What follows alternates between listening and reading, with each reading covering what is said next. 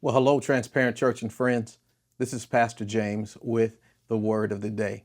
Today I want to spotlight 1 Samuel chapter 15, verse number 22 from the New Living Translation, where we find these words.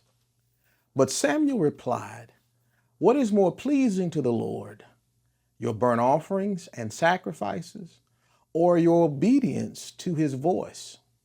Listen, obedience is better than sacrifice, and submission is better than offering the fat of rams."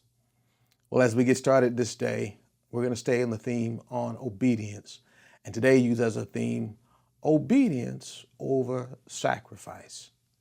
What Saul had to learn is what many of us have to learn, is that God is not just concerned about what we give or sacrifice if we sacrifice while we're in disobedience.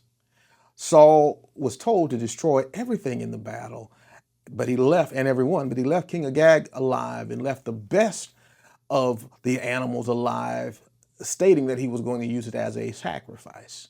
That's not what God told him to do. As a matter of fact, because of his disobedience, New Living Translation says, God says that he was sorry that he even allowed that Saul would be the first king.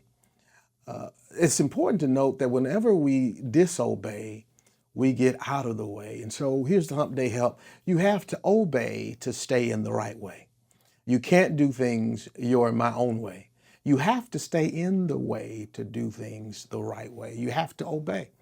And so what Saul should have learned is what we can learn from Saul, is that we just simply must do what God has to say and not do our own way because of what we think and how things may make sense to us. That does not make sense when we're following the will and way of God, if that's our heart. So today, remember the Hump Day help. You have to obey to stay in the right way. Not doing what you and I want to do, but doing what God has called us to do will again lead to the blessings of God on our lives because we walk in obedience and not just sacrifice. Why? Because obedience is better than sacrifice.